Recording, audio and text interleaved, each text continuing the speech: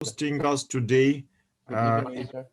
Yes, it's great pleasure to see It's you. fine. Professor, hello? Yes, do you hear me well? That's okay.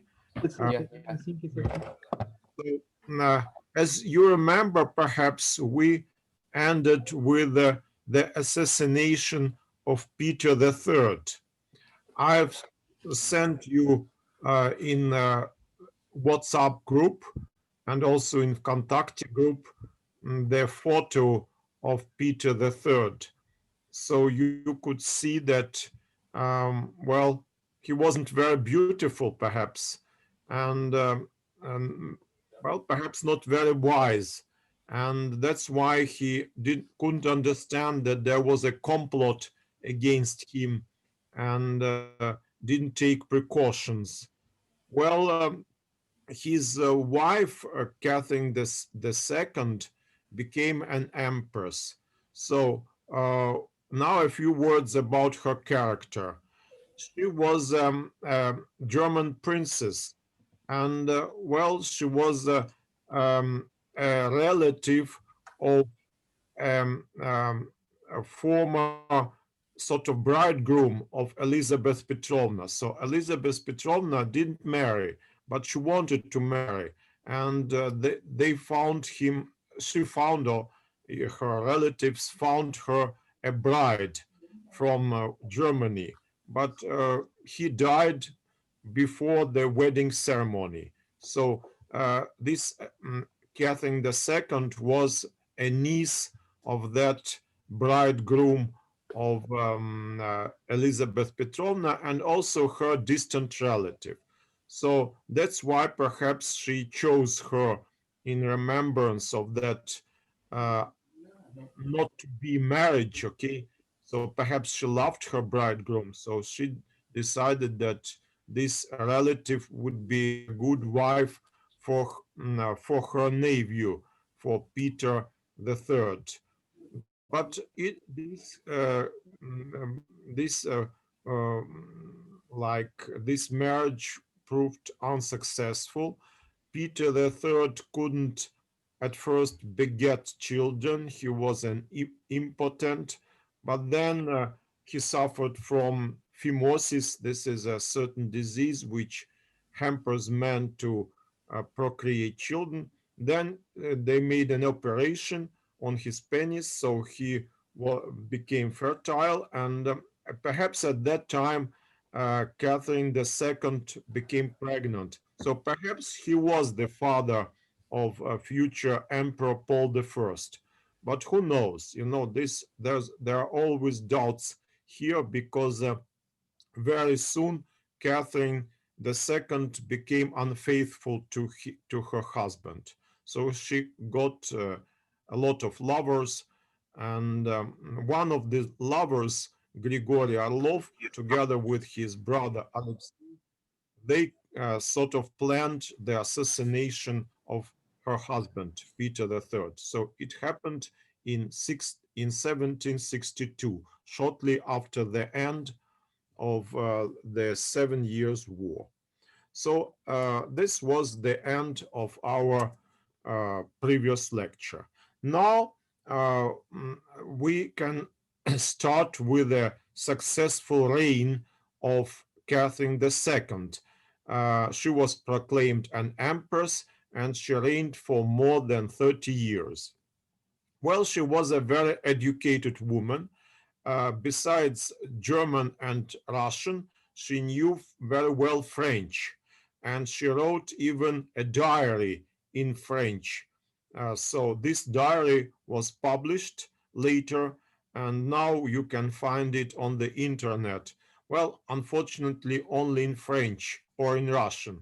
I'm not sure if it is translated into English. I will see, and if I'll find an English translation of the diary of Catherine, or they're called like in Russian zapiski. Well, can be say uh, papers, papers of Catherine II. Okay, but it's a lot more or less like a diary. Okay, so Maybe some excerpts from it can be found in English.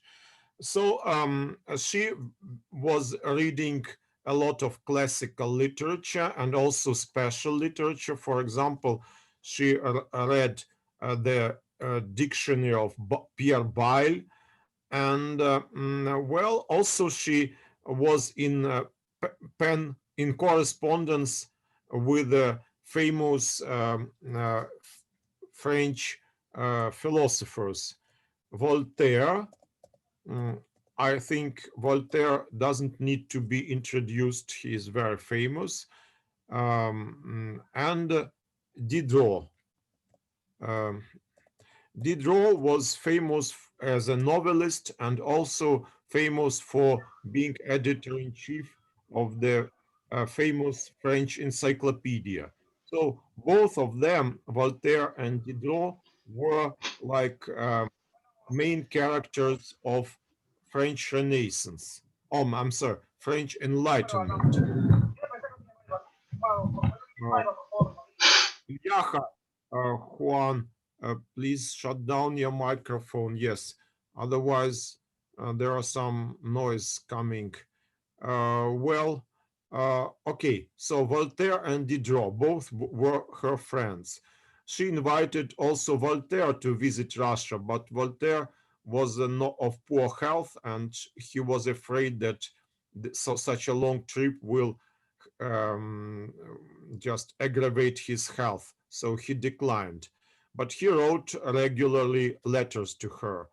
And Voltaire was very proud that he could influence the Empress Catherine II, and that she was listening to his counsels and advices.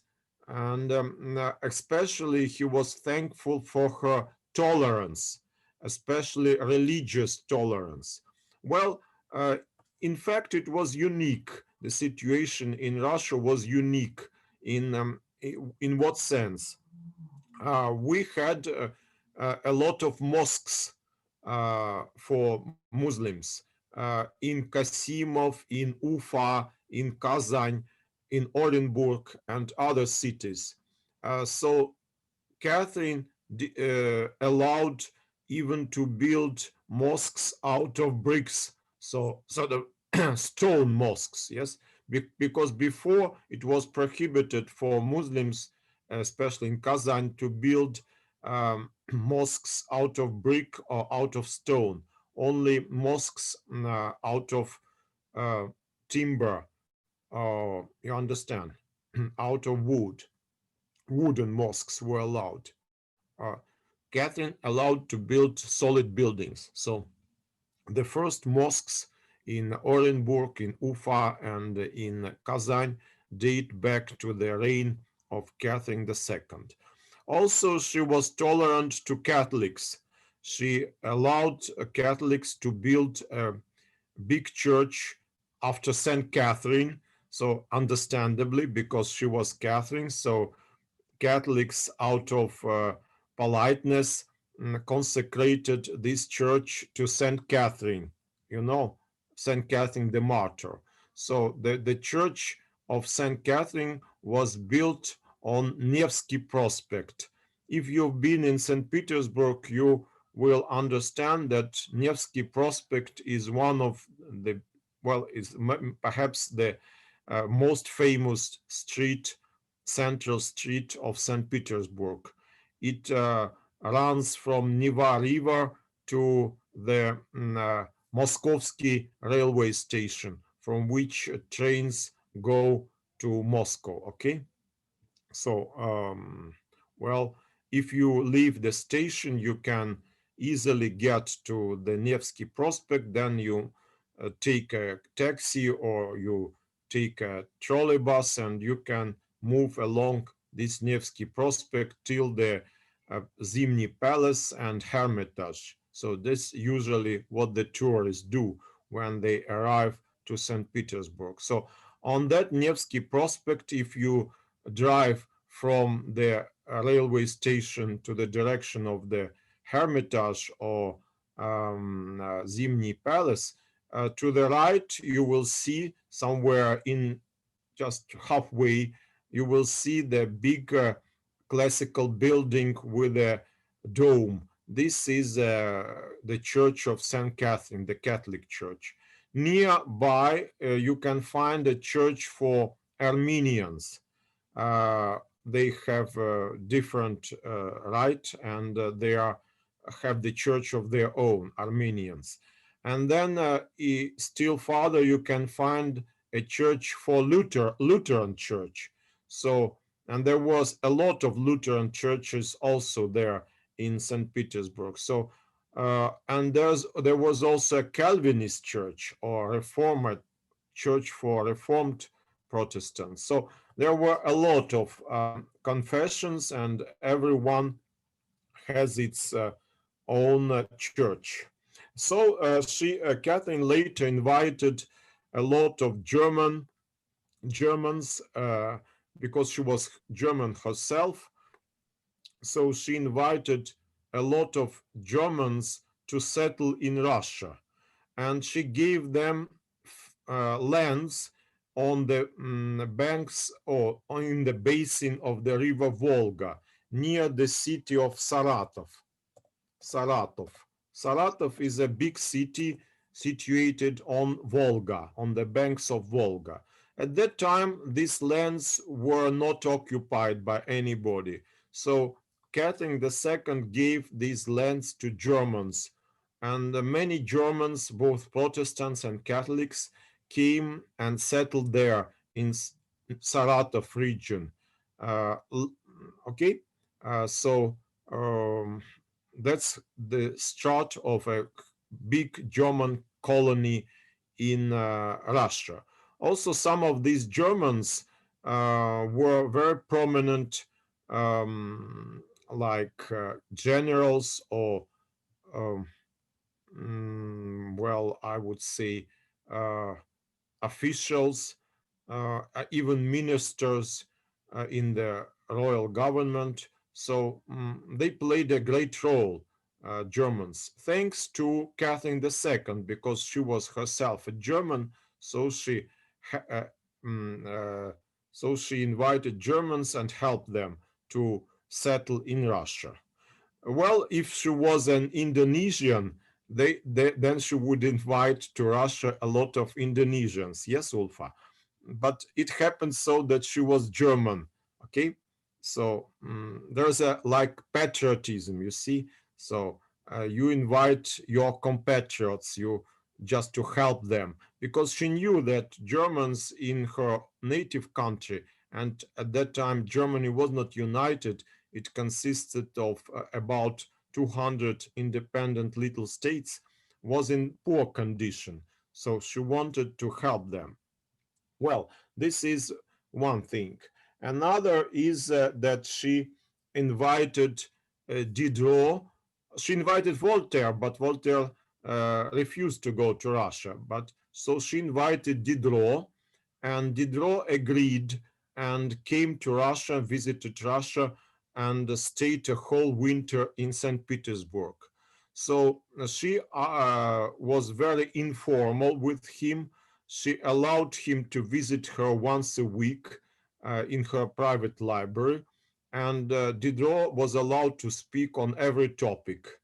So Diderot was very much elated by this intimacy with the empress, and he wrote that in our free country, I mean, he meant France, I always felt like a slave.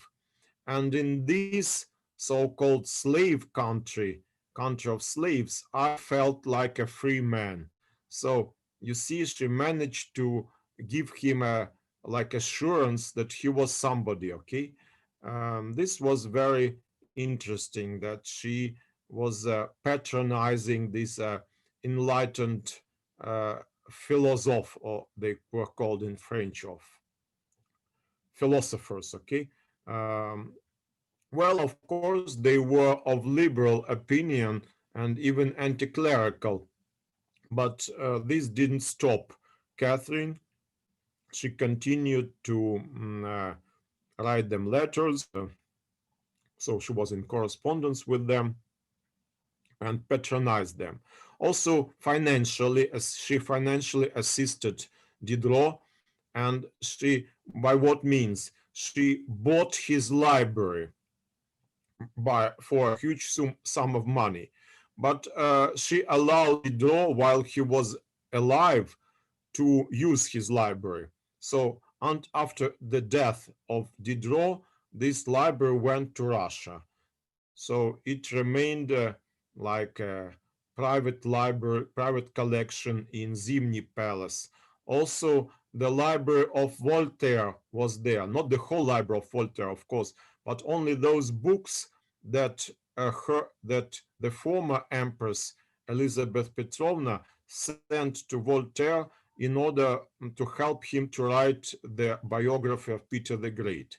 So this part of Voltaire's library also returned to Russia, was put under a seal, and only chosen people were allowed to use it. Okay, so it was not public.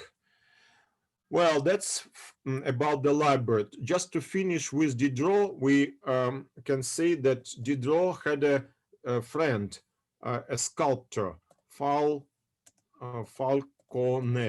Falconet.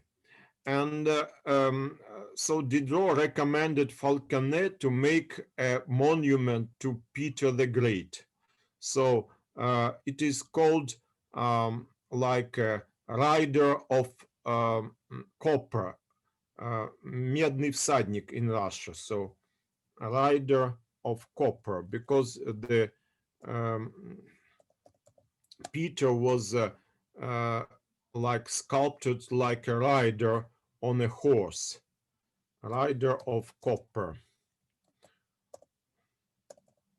Okay, I'm sorry, of copper. Well, later there appeared a poem by Alexander Pushkin with the same title, Медный всадник, rider of copper.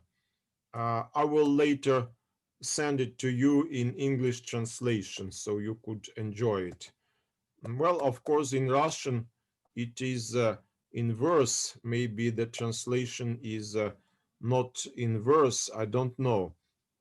Pushkin. Pushkin. Okay. So Pushkin is a famous Russian poet. Perhaps you heard a little bit about him. Ulfa. Um, Alexander Pushkin. If not, so please pay attention to this name, because he will play a great role in Russian culture and maybe even in Russian history.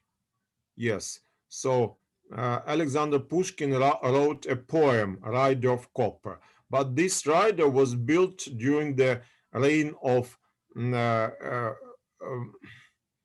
uh, of Catherine. So there was a Latin inscription on this monument, which still can be read. Petro Primo, Catarina Secunda.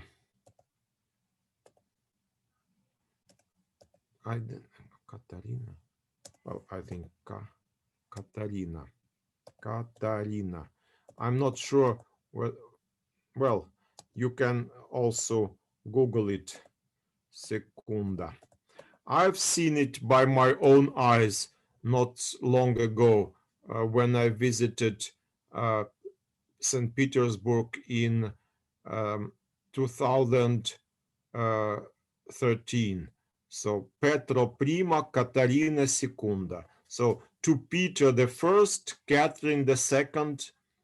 So Petro Prima is in dative case, and Caterina Secunda is a nominative case. So Catherine Secunda means gives this homage to Peter the First. Okay, so she somehow equaled herself with Peter, because he was the first, but she was the second. Okay, so there were sort of no intermediate figures. So all those figures that Catherine the First, then Peter II, Elizabeth Petrovna, Peter III, they all like faded in insignificance in comparison with these two great figures.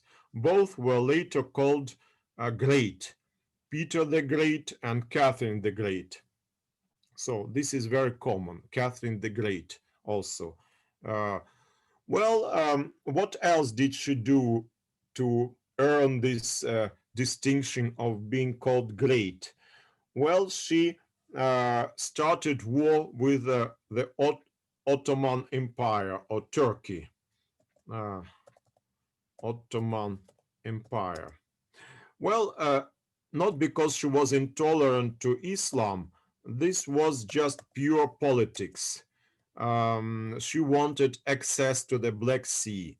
So she started wars, and she had very prominent and talented um, generals, among which we should mention Suvorov. Well, why Suvorov is to be mentioned? Because he was mentioned by English poet Byron in his famous poem Don Juan. Don Juan. So if you read this poem, it's a classic of English literature. So you will find Suvorov, whom Byron calls Suvarov. But this is just a mistake of Byron. His real surname in Russia is Suvorov. Well, Suvorov took a lot of uh, Turkish fortresses, and there were other talented um, uh, um, generals. Among them was Kutuzov. Remember his name because he later took part in the campaign with Napoleon.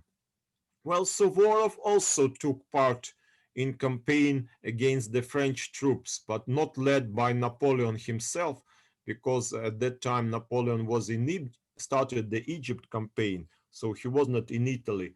But Suvorov was sent to Italy not by Catherine II, but by her son Paul I, and managed to win a lot of battles. So French were evacuated Milan and other possessions which they had in North Italy. So it was, I think, in uh, later in 1789 or 1798 or 1799. So there was Italian campaign of Suvorov. So he managed to sort of chase the French out of North Italy. But in general, this campaign was not very successful because when Napoleon returned from his Egyptian expedition, he easily reestablished his control over Italy. Okay, so just two names, Suvorov and Kutuzov, and two important possessions which Russia received during this uh, war with Turkey. So this was first was Odessa.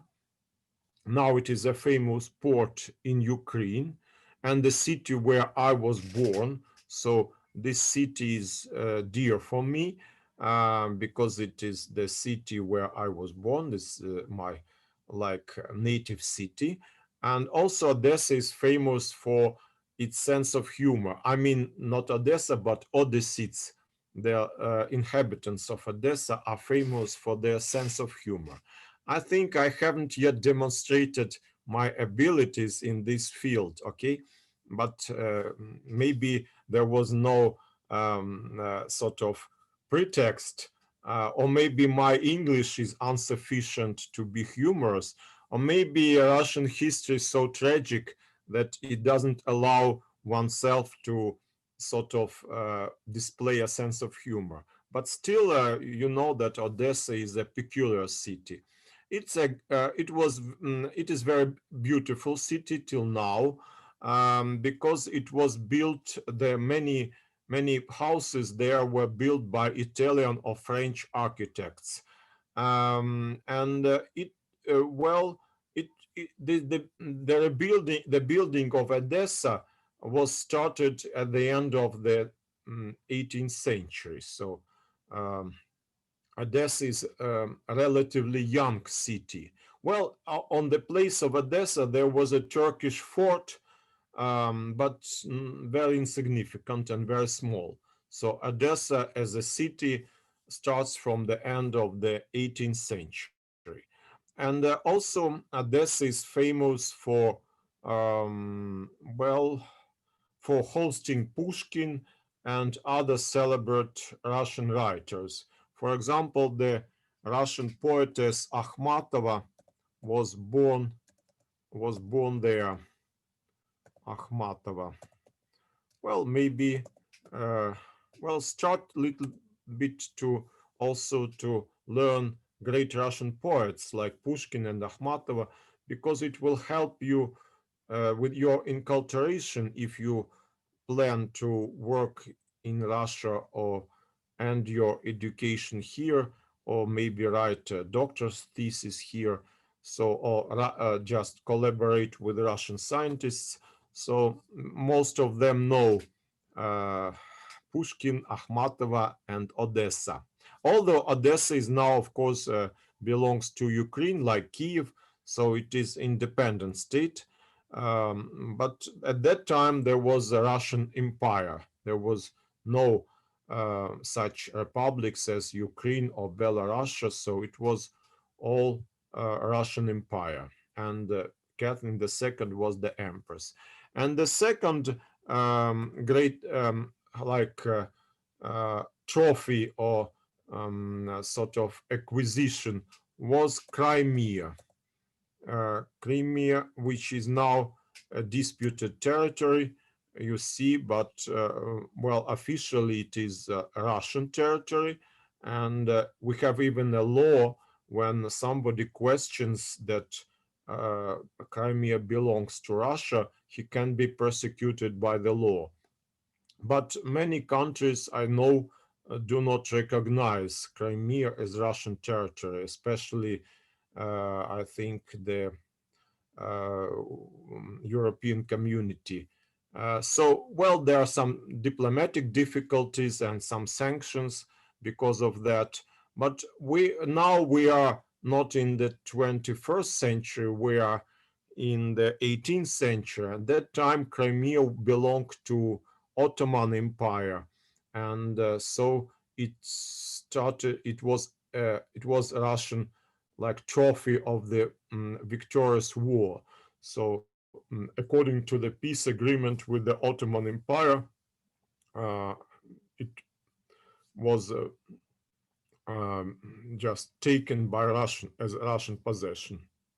Well, Crimea was important for its famous ports, which belonged to um, uh, first they belonged to the Byzantine Empire, then they were occupied by Venetians or Genoese merchants, then they were occupied by the Golden Horde, then they were just um, how to say the heirs of the Golden Horde settled there, and they were called also Tatars, the same Tatars which we find in Kazan. So this the same name. You remember we spoke a lot about Tatars. Who are they? So there were Crimean Tatars. They still live there. So and they were allowed to stay. Uh, Catherine the Great did not insist on them leaving the territory, and they were allowed to have their mosques and to remain Muslims. So they remained as they were. So they had their mosques and they had their religion. So they were recognized as Muslims. Well, but the Crimea became a Russian territory. Okay, so that was the result of those wars with, say, with Turkey. at that time it was not Turkey, it was Ottoman Empire with a capital in Istanbul.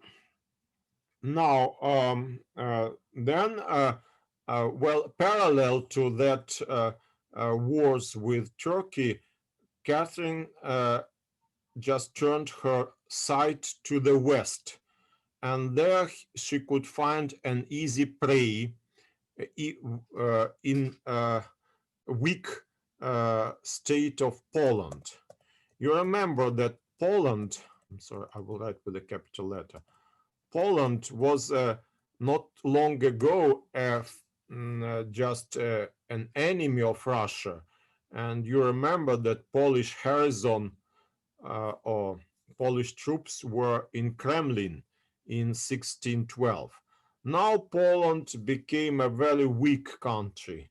And Catherine used this opportunity, and according to a treaty, she seized peacefully without war a great part of Poland, which now we can say it's the territory of Lithuania and Belarus, two independent states. But at that time, they were Polish territories. For example, the city of Vilno with its famous university. So it was also now it was the became one of Russian universities, Vilno, and also the city of well this the the cities or some cities in Ukraine, now in Ukraine and in Belarus. So, well, for example, Mohyliov, this city now in Belarus. So, and with these cities came a great amount of Polish and Belarusian and Ukrainians who were, some of them were professing Catholicism, not Orthodoxy. So, how to deal with this new, with these new citizens that she acquired? Well, she allowed them to remain Catholics. So she didn't close Catholic churches, and so they remained where they were. Uh, Only she wanted to establish some control over those Catholics, just to, like the French kings also wanted to control the Catholic Church on French territory. So the Pope at that time had no power to sort of take a stand against Catherine the Great, and he allowed her to just well, to have a voice in consecration of bishops and like not consecration, but the consecration, of course, belonged to the Catholic Church. But she had a right to veto the candidates for bishops' places. Okay, so the bishops were chosen with her consent. Okay, and she found well, and the archbishop, whose surname was Sestrentsevich, uh, Sevich, Sevich, Sestrentsevich. I write Sestrentsevich. I write him in Russian, but of course his surname can be written in Polish according to Polish rules of orthography. But I'm writing it according to Russian. Well, Sestrentsevich, you can look him in Wikipedia, for example. He was the Archbishop of Polish origin who really served, who admired the Queen or the Empress Catherine, and really served her interests. So he was to some extent despised by many Catholics who considered him to be too loyal to Russian emperors. and displayed not much of Polish patriotism.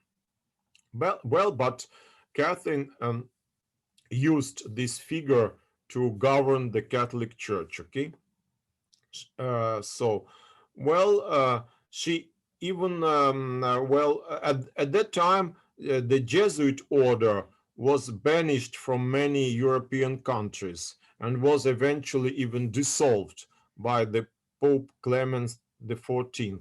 But Catherine II didn't recognize this bull or papal bull of dissolving the Jesuit order and allowed Jesuits to remain in Polotsk, um, where they had an academy. You remember the city of Polotsk. Um, so there was a Jesuit academy, and the Jesuits remained there. So perhaps it was the only city where the Jesuits as an monastic order continued to exist, because in other countries they were dissolved according to the bull of the Pope Clement XIV. Okay, so it is interesting that Russia sort of saved the Jesuit order, and this was, of course, the initiative of Catherine II. Okay, so is it clear? More or less, yes. If you have questions, please put it. I will just send the first half of the lecture to um, my post box, mailbox. Then I will share with you if you want, because I collect these audio tapes. Um, but maybe we'll have a film also. Um, okay. When Ulfa was in charge, she made beautiful films. Uh, Unfortunately, her computer is out of order, so it's a really misfortune. But I hope she will manage to somehow mend it till our next lecture.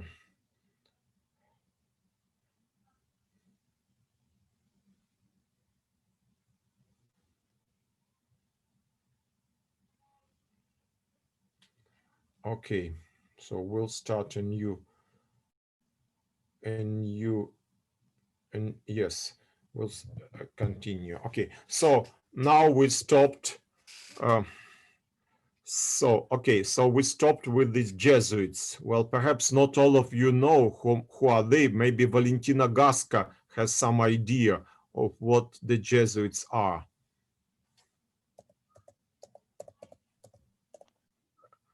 Valentina, confirm that you know this monastic order because you are from Colombia. Yes, I know a little about that history of that.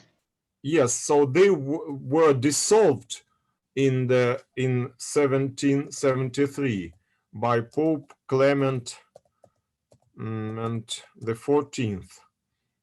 But in Russia, this bull was not recognized by Catherine II, so they were allowed to remain as they were in the city of Polotsk. Later, they were invited even to St. Petersburg, and they found a Jesuit college there where many representatives of Russian aristocracy received their education. Even there were plans to send Pushkin, young Pushkin there, but later there was opened another lyceum and Pushkin was sent to this lyceum in Tsarskoye Selo, or where closer to the court or summer residence of the then Emperor Alexander I. But it was later. Okay, so now the Jews. Along with the Catholics, Russia received a huge Jewish population. Jewish population. Well, in Indonesia, I think there are not many Jews.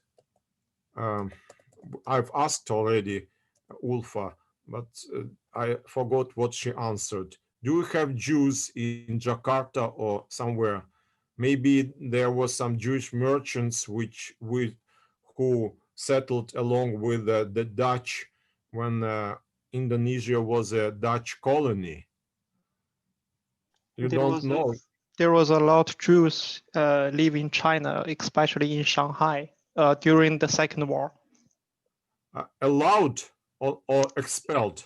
They seek help from Chinese government because in the Ah, Second War, I and see. a lot of Maybe them yes, maybe Japan was an ally of Germany, and Germany pursued anti-Jewish policy. So maybe that influenced a little bit the.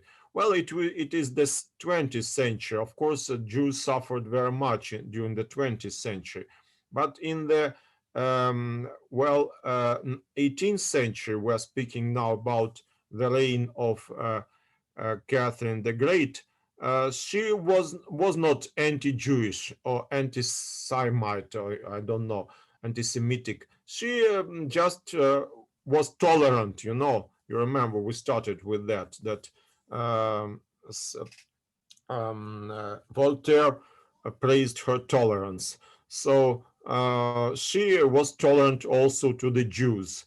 They were allowed to stay where they were, but they were not allowed to move further into the sort of Russian territories. Okay, so they stayed in those territories which Russia occupied, these parts of Poland. So they were not allowed to move just alongside Russia, say to Siberia or to Moscow, to St. Petersburg. Okay, so at first the Jews were happy with that solution, but later, when there were too many of them, some of them wanted to move for trade, for example, to Moscow and St. Petersburg. And then when they were not allowed to do that, there was appeared a Jewish question, okay, which was at the end of the 19th century, very burning one, because, it was like a, uh, mm, sort of, uh, well, um, just they had not full rights, you understand. So this was a question of human rights, and the Jews felt discriminated, okay, by this law, which did not allow them to live in the so-called big Russia. So they stayed where they were in Belarus. Well, at that time it was just the western provinces of Russian Empire. Okay, but they were allowed to have their synagogues, and they were allowed to like circumcise their children, to live according to their customs. Okay, so nobody interfered in Jewish communities. So they were a little bit even autonomic, because there was a kind of a Jewish law which governed, well, well, a Jew sort of, uh, mm, how to say, um, was dependent more on Jewish authorities there in his local place where he lived than on Russian government, because Russian government did not interfere, didn't try to establish order or Russian laws in the territories in which the Jewish population was predominant. So there was like a state within a state, okay? And this is, also, we can regard it as a politics of tolerance, okay? Of course, the Jews were allowed to have their rabbis and their synagogues, and they had, of course, connections with those Jews who remained in unoccupied parts of Poland, and Jews in Germany and throughout the world. Okay. Well, for a while, that's enough about Jews, but we'll, of course, return to the Jewish question, because it will play a great role in the history of Russia of the end of the 19th and the first half of the 20th century. Well, now let us speak about Potemkin's villages. This is an expression, Potemkin. Maybe some of you heard about that. Potemkin's villages. What are they? What is that? This is an expression which means show off, or just something that creates a good impression but is rotten inside. Okay, you understand? So like um, sort of a parade like face, but you cannot see what is inside there. Okay. Well, why Potemkin? Potemkin was Grigory Potemkin was one of the lovers of Catherine the Great, and she gave him Crimea to govern when Crimea was um, joined to Russian territory. So Potemkin was a governor-in-chief of these newly occupied Russian territories. And then Catherine decided to visit Crimea. So it was a long journey, of course. She started from St. Petersburg, went by Volga, and then traveled to Crimea. So well, I think there were several travels of Catherine II. I just now can't remember. But once she traveled by Volga, maybe another time she traveled to Crimea. So I don't remember whether there were two such voyages or one. Excuse me, I will later give you precise information. But it is sure that Catherine visited the Crimea.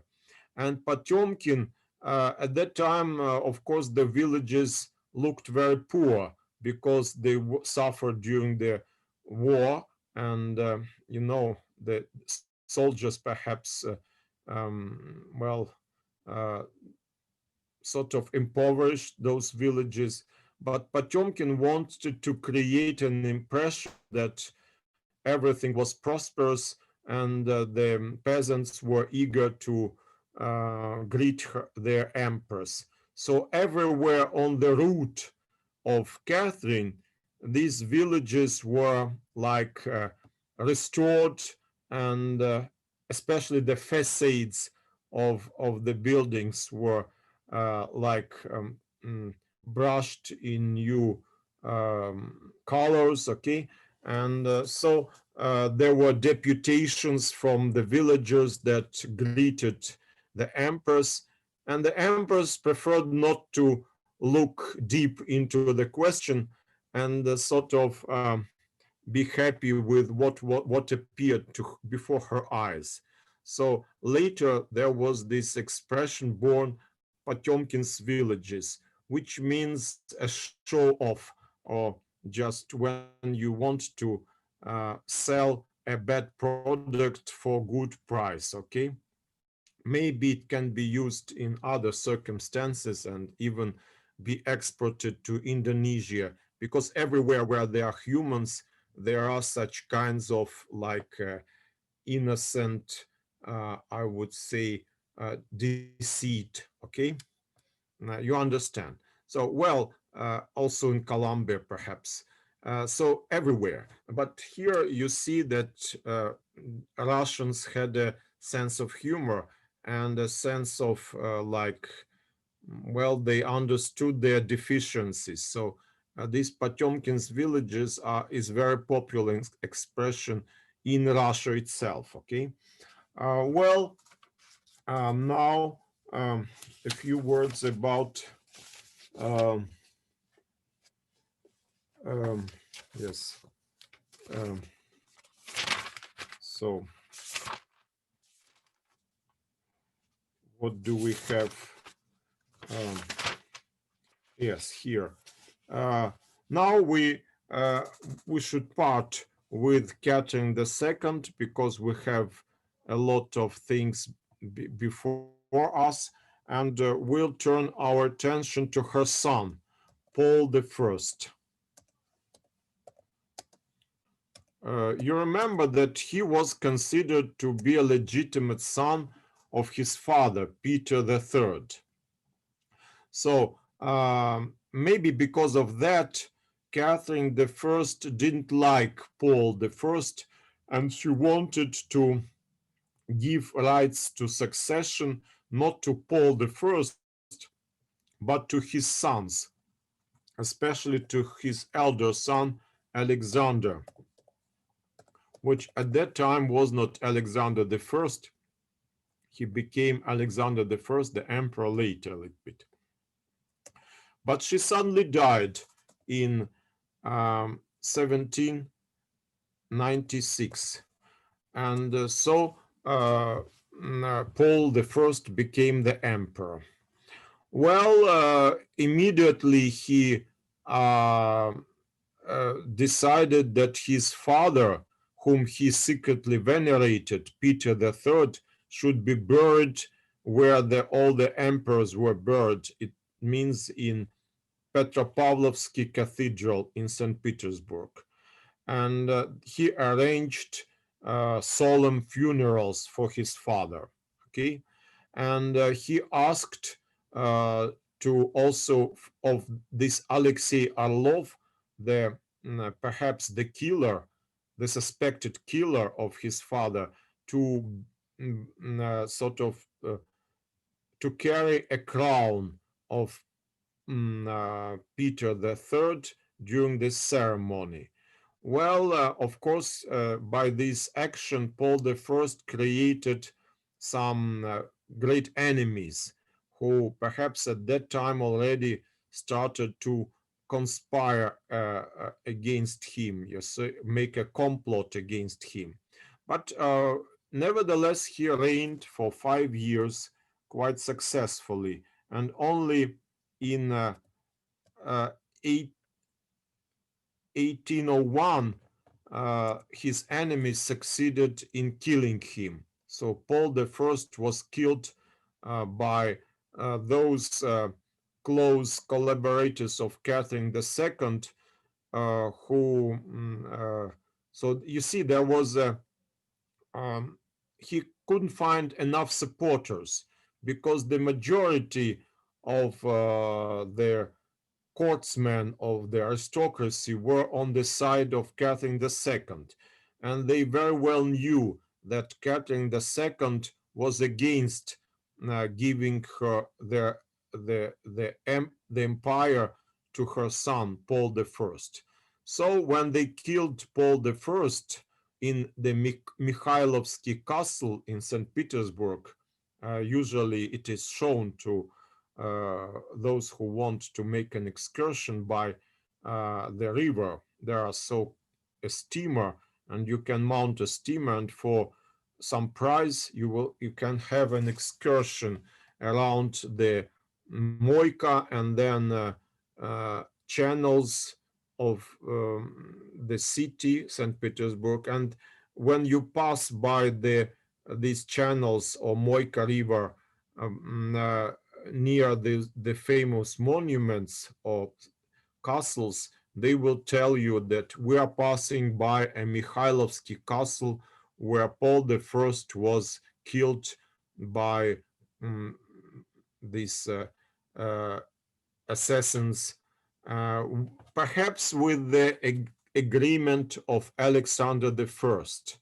So Alexander I, when he became an emperor, he was under a certain shadow of this killing of his father. Okay, but well, nevertheless he accepted the reign and started a new era, which we call the happy reign of Alexander I. So not formerly Alexander, now he became Alexander I. So Paul was killed. Well, not much can be said about Paul I. Well, there was a certain writer called Radishev, Radishev, maybe like that, who wrote a book about which was called A Travel from St. Petersburg to Moscow. The book was written in 1780 during the reign of Catherine the Great.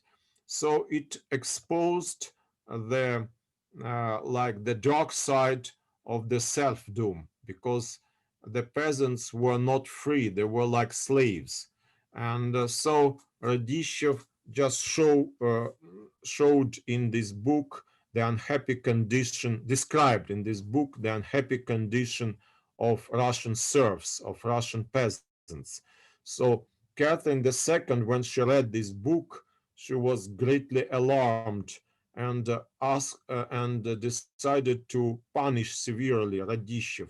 First of all, first she wanted him to be executed, but then she sort of pardoned him, which meant that she sent him to Siberia in exile. Okay, so when 6 years later, uh, Empress Catherine II died, Paul I immediately sent for Radishev to be liberated from his exile, because he did everything against the will of his mother, whom she didn't like. Okay, you see, so uh, vice versa. Okay, that's so Radishev was liberated, and well, but he was broken by this exile and by this unhappy situation, and he already in the reign of Alexander I, he committed suicide, perhaps in 1802.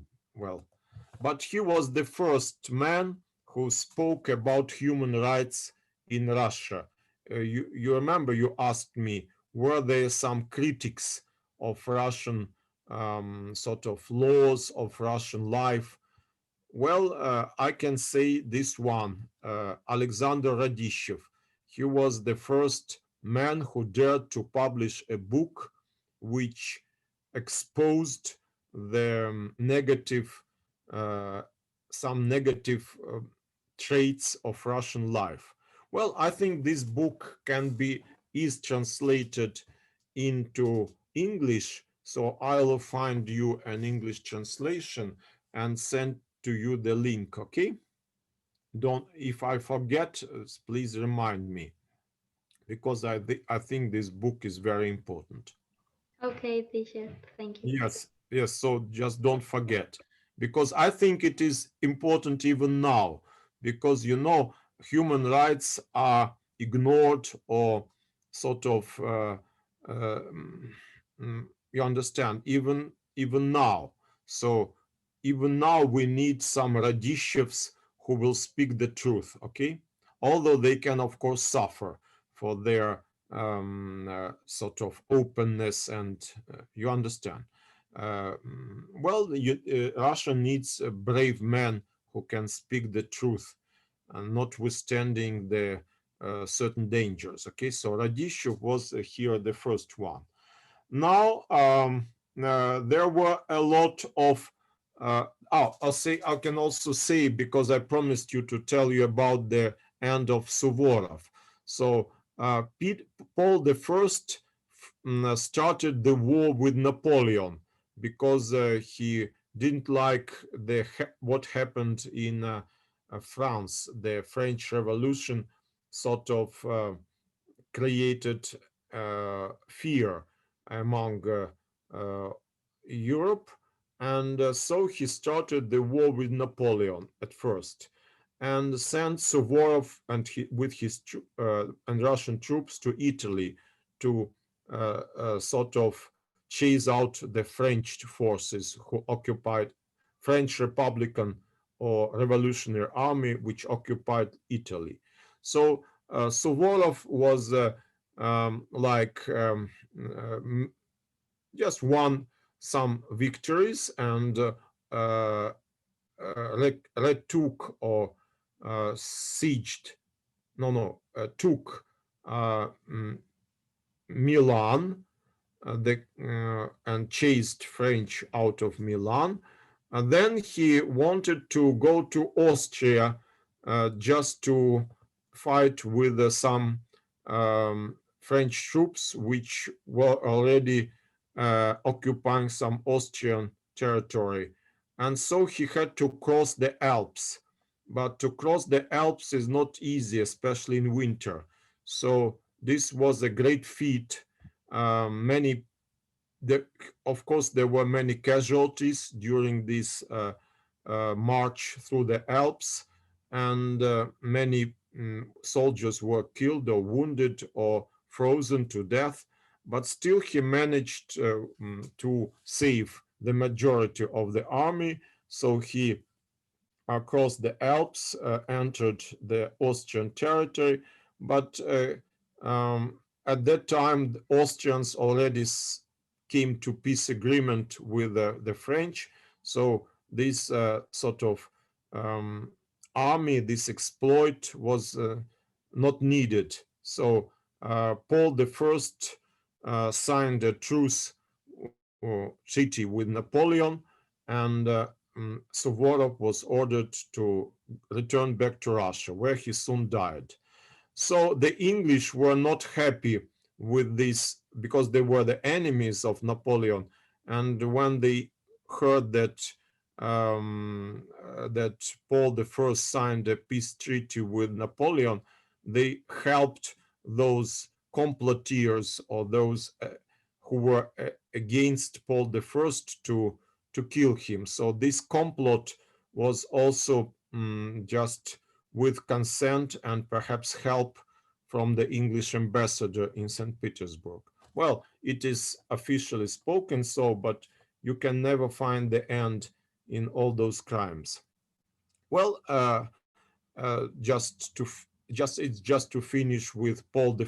Okay, so now we have new reign of Alexander I, and at first he didn't want to quarrel with Napoleon, so um,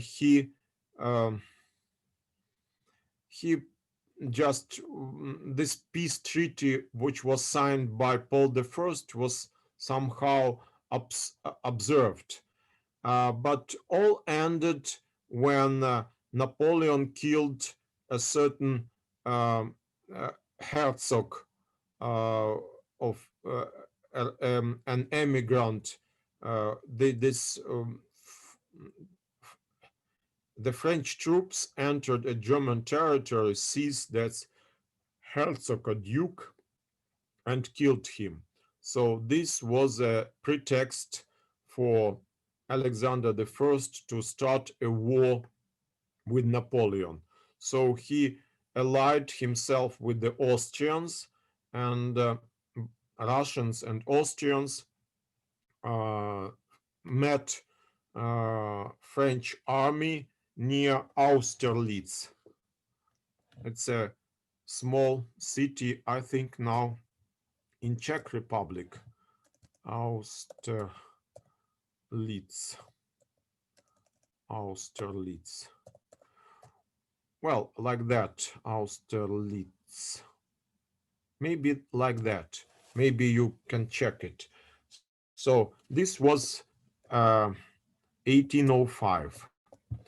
And Russian troops and Austrian troops were more, how to say, were greater in number than outnumbered, we can say, the French troops.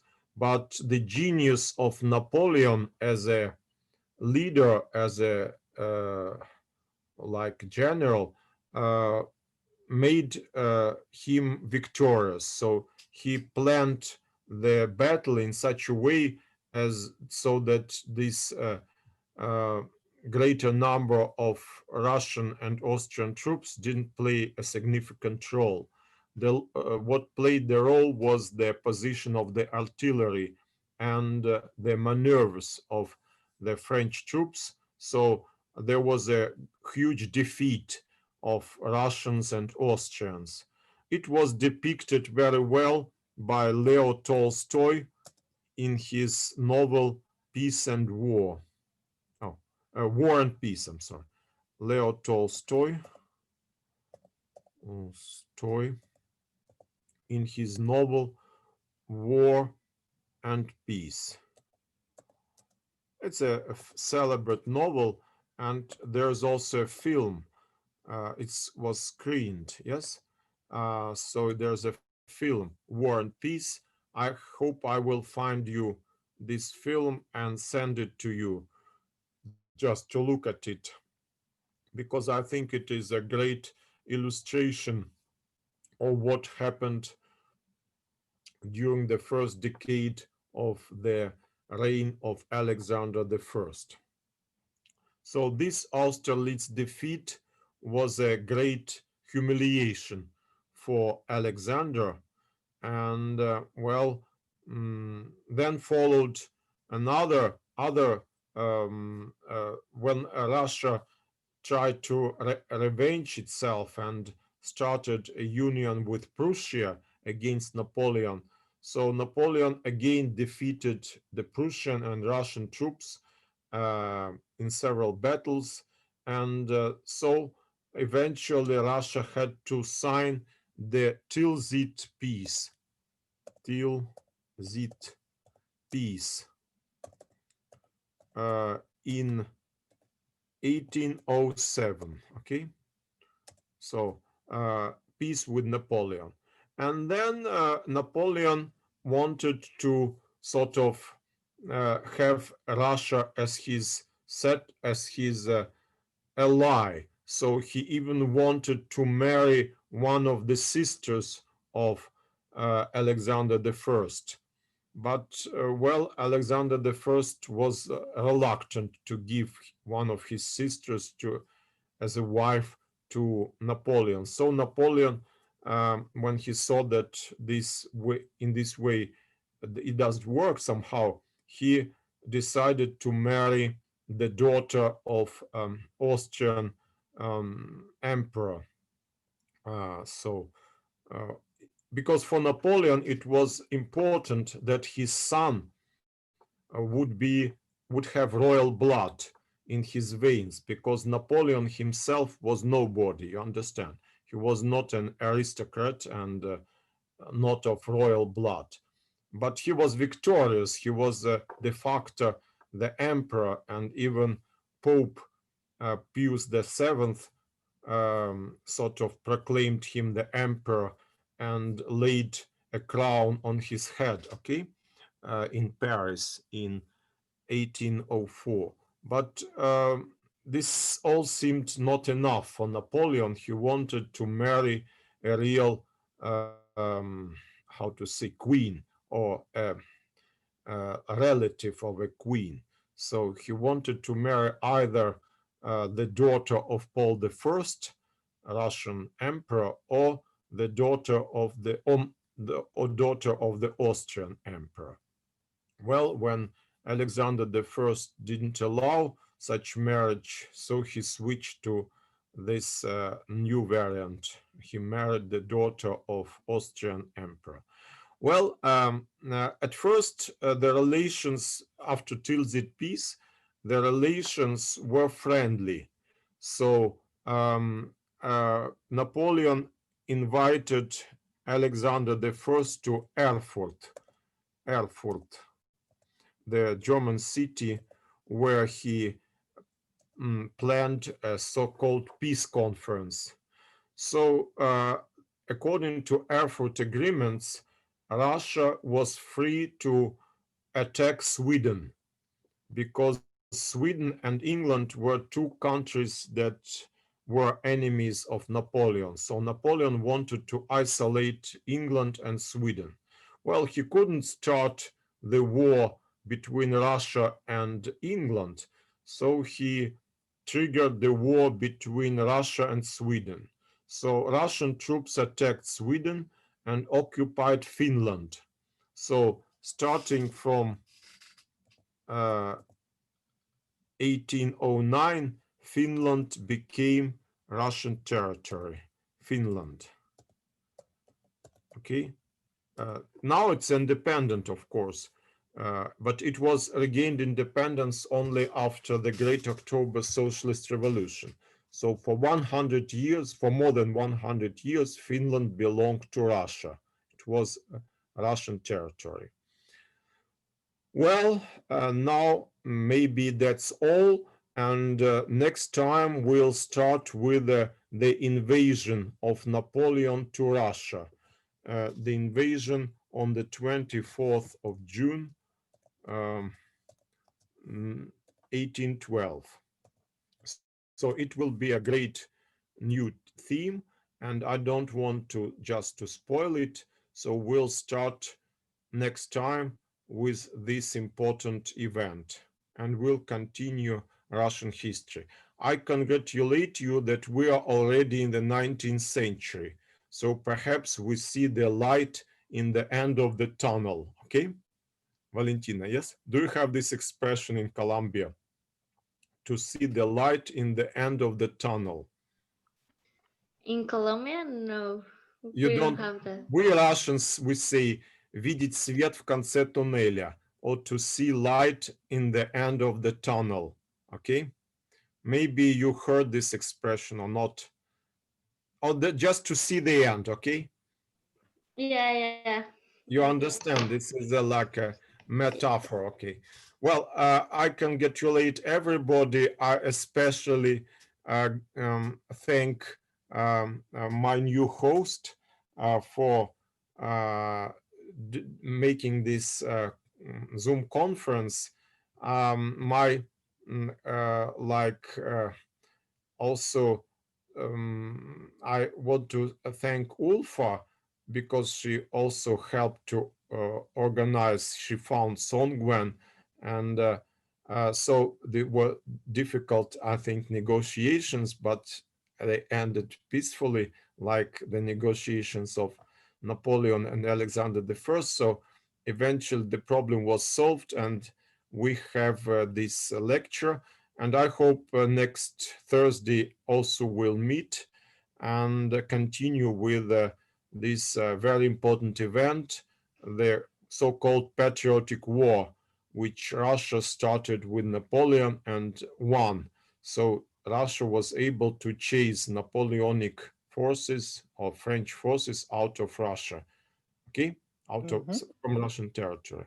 Okay, thank you and goodbye. And I promise to send the important links to you via this group of Contacte or yes, okay. Okay. So Thank you, goodbye. Professor. Okay, Thank goodbye. you for your lecture. Thank you. Goodbye. Thank you, Bye. Professor. Goodbye. Bye. Goodbye. Good Have a night. good evening. Good Good evening. night. Good night. Yes. Thank you.